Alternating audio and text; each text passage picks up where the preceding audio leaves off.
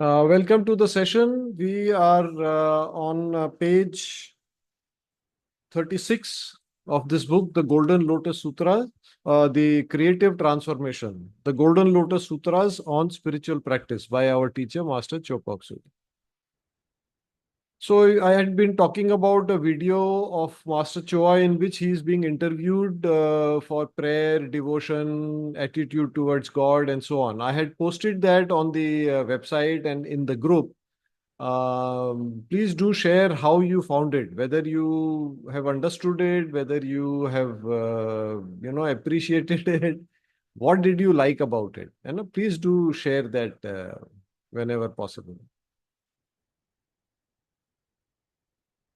Okay, so we were on page 36. Now, stunningly simple but very, very important line. Follow the simple instructions. You see, I request you to think about all the teachings that Master Choa has given us. Has he taught anything that is very complicated, very difficult to understand, very complex? No, and the language he uses is super, super simple. है ना, master चोहा ने कोई बहुत क्लिष्ट भाषा या क्लिष्ट शब्दों में या कोई क्लिष्ट ज्ञान नहीं दिया है. He made everything very simple. And especially the methods he has given. Instruction means things to follow. Methods are very easy, but they must be followed exactly. We have to maintain purity. We must, especially, we have a tendency to take shortcuts, to apply our own compromises to the instructions, to the methods he has given. Not a good idea, must be avoided. Why do we do that? Well, the problem is within us. That is what we call our weaknesses, our vices. In the previous section or in the previous sutras, we were talking about inner resistance or the need for inner conductivity. This is what they are. It is our inner resistance that causes us to dilute the teachings, to bring in impurities into the teachings, to start taking shortcuts, to start making compromises. Must be avoided. Displaying the teacher's picture. Place the photo of the guru on the east wall, not facing the east. Yeah. So look east and you see a wall there. That is where the picture of Master Chua must be placed. The photo of the guru must always be higher than your head when standing, sitting, and lying down. Then you will receive the blessings. If the photo of the guru is lower than your head level, you will receive no blessings. Place the photo of the guru above your head. Again and again. Simple instruction. Just follow them. So keep the picture reasonably high. So even if you are standing and maybe doing a prayer or doing Sharanagati, it should be at your head high or higher, not lower. Yeah. Cover the photo of the guru with silk so other people will not send negative energy to the photo. This is if you are placing the photo of the guru in a public place. So why silk? Why silk? Why do you think he is asking for silk? Because silk is an insulator. Silk is an insulator. It will prevent the aura of the guru from being contaminated. Really, the aura that we will connect to. So, reminder again, follow the simple instruction. Do not make your own decisions about this. He has given us in very blunt, very plain, very simple language. Just follow. Shall we move on? So, a new section begins. Spiritual practice. The capacity of the soul and its vehicle must be gradually developed. Now, I take vehicle here to mean in plural because the vehicle here is referring to the various bodies, the physical body, etheric body, emotional body, mental body, and so on and so forth. So there, I think the reference is to that. So what Master is saying is the capacity of the soul and the capacity of the bodies, the vehicle, must be gradually developed. And later, as we will study the section, we will see that the entire section is giving us ways to develop the capacity. So interesting. Why we talk about capacity? Because this whole master has explained the whole spiritual path to us in terms of energy. So our capacity to handle energy, to store, to absorb more and more energy, because that is linked to our growth. As we develop, as we grow, as we move forward on the path, that is what is happening. We are being provided more and more energy. We must have the capacity to handle it. And then important, gradually developed. Earlier we have come across sutras where master said that if you try to develop too fast or evolve too fast, you can get into problems. And this gradual development is the purpose of this section or of spiritual practice. Our sadhana, जो साधना करते हैं, जो spiritual practices करते हैं, उसका purpose क्या है? आत्मा और शरीरों की क्षमता, कैपेसिटी को बढ़ाना. Yeah. Shall we turn the page? Page 39, Sutra number 1. Spiritual purification is very important. Whatever weaknesses are within the disciple will be magnified. Magnified, you understand? Get bigger. When you see something under a magnifying glass, it looks bigger. Whatever is in the soil sprouts, your tendencies will come out. So, the impurities in our vehicles, in our bodies, various bodies, we have impurities. That's why, we are still struggling to evolve. Now, that is what the previous section had talked about as the inner resistance. They are what limit our capacity to absorb energy, to evolve. Now, as explained by Master Choa, when we do the spiritual practices, divine energy will come down.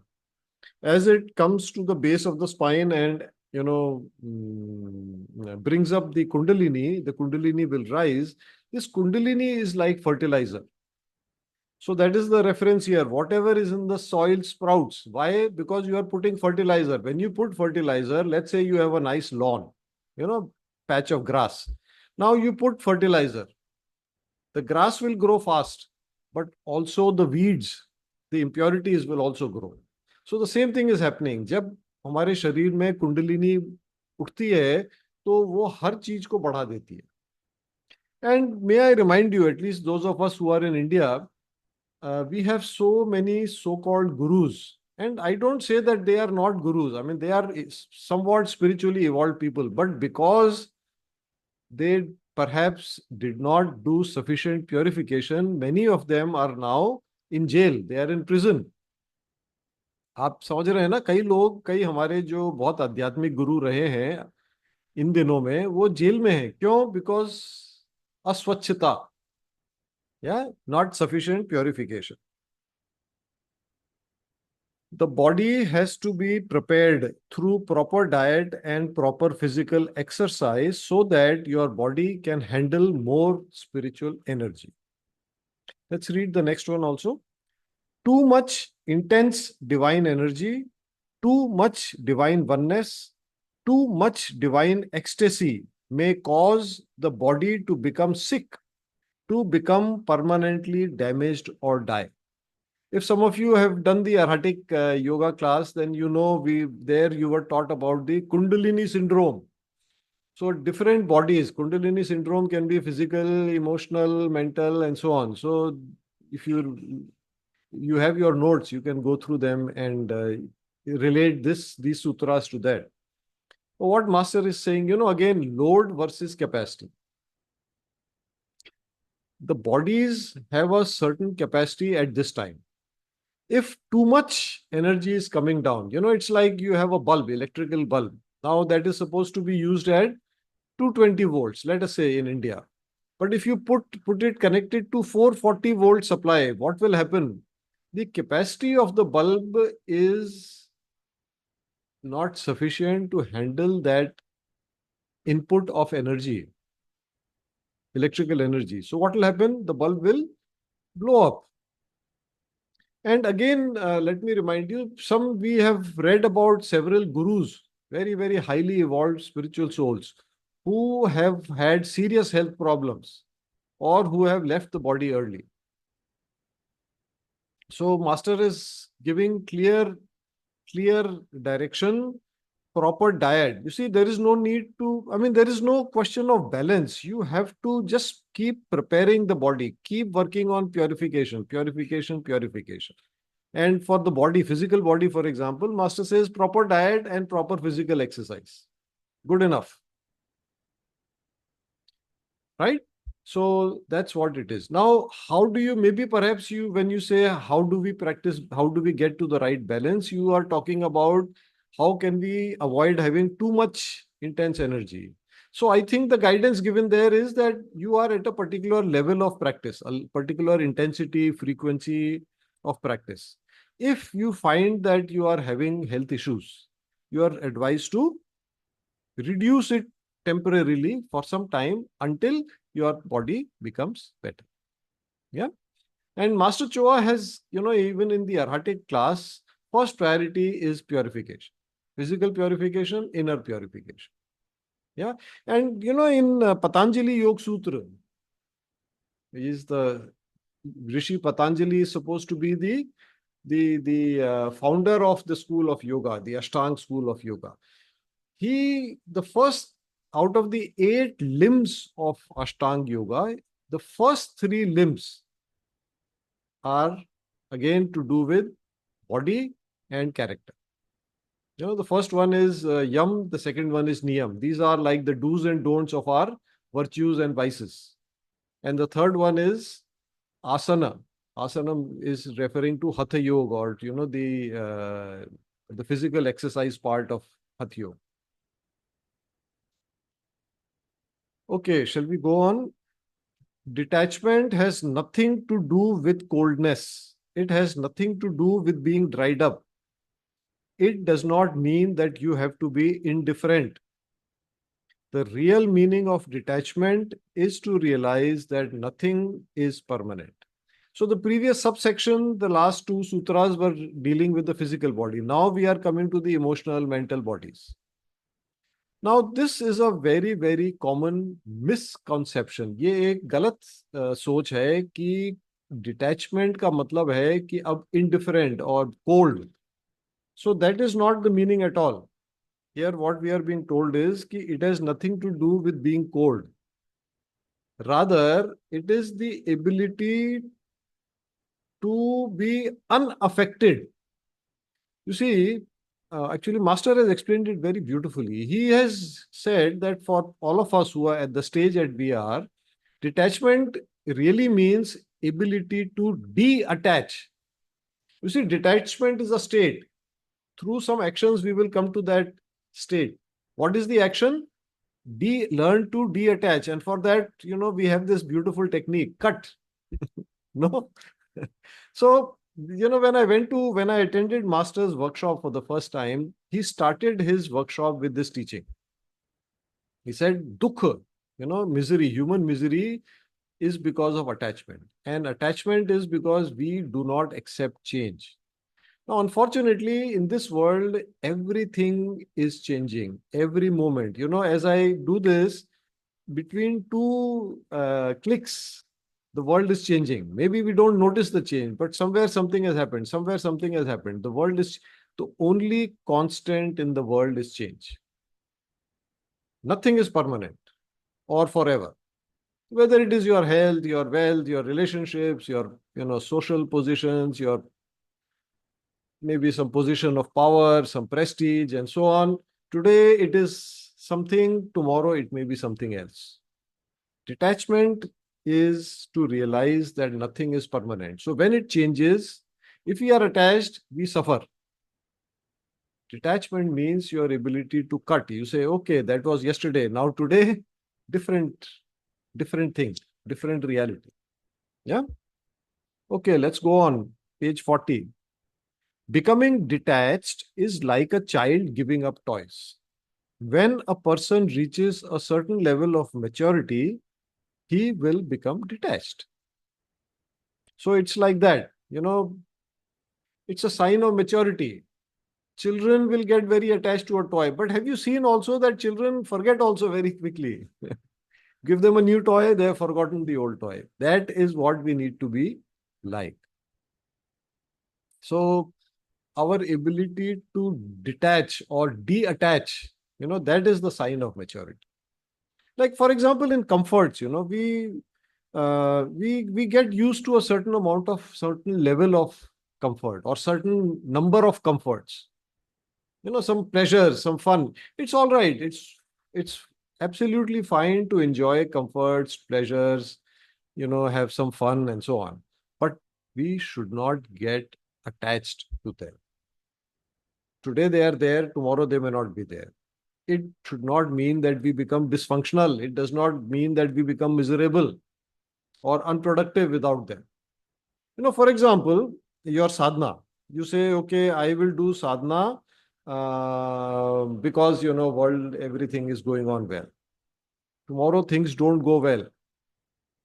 Many times we say, no, I am in no mood to practice sadhana. Why? Because, some other difficulty is there. So that is not such a good thing. One advice that I give to people, if you want to have a better meditation, don't expect your environment to be completely silent. Practice meditation in noisy environments also. Yeah. And just a reminder, detachment, best tool is cut. Cut from that situation, cut from that person. Yeah. It's like, I remember Master talking about this. A mother cannot be detached from the child. The child needs the mother attaches, takes care of the child. But once what needs to be done has been done, then the mother should not just keep thinking about the child. Then the mother should cut temporarily until again the child needs. Yeah, something like that. Live life intensely, but at the same time be detached. So, this is what the beauty of Master Chua's teachings is. Very, very, very practical. So again, how do you balance these two things? Live life intensely. Now, can you be living life intensely without attachment? No, difficult. So you attach, but detach when whatever needs to be done is to be done. And have you heard the phrase live in the present moment? That is also related to this. So that when you are, whatever you're doing in the present, for example, I am talking, you are listening to me, let's talk about you. If you are also multitasking, doing something else, I don't know what, but if you are multitasking, you are not present 100%. You are not involved in this session intensely. Now, it is human nature to get distracted. But I think with practice, it can be developed. Yeah. And when you develop this, you will find it is very, very helpful. Your effectiveness, your productivity, that goes up many, many, many times. Okay, next sutra. There is detachment when a person perceives things accurately. So, Master is now relating detachment to accurate perception, to proper perception of reality, of the truth. What is the most common inaccurate perception? वो क्या चीज है जिसको हम बहुत common है कि हम उसको गलत समझते हैं? We say, I am the body. For example, I will say, oh, I am eating, or I am hungry, or I am sleepy, or I need medicine. The soul doesn't need medicine. Your body needs all this. For example, I am angry, or I am studying this book. No, it's your mind. It is the mind which is experiencing anger or fear or whatever, or is engaged in some mental activity. Are you understanding? So this causes attachment.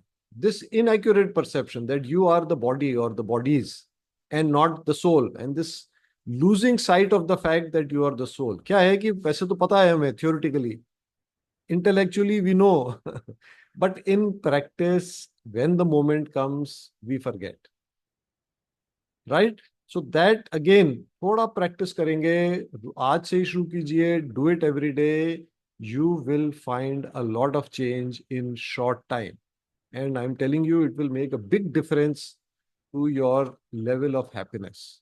You see, the problem is that when we identify with the bodies, our happiness goes like this. It's big swings. As you learn to recognize, when your accurate perception is there कि मैं शरीर नहीं हूं, मैं तो आत्मा हूं, I am not the body, I am the soul, then your base state of happiness will be much higher and your fluctuations will be much smaller. करके देखिए, try and see. Don't take my word for it. Yeah, do it and see. All right, let's go on. Oh, I think we have gone already far beyond the time.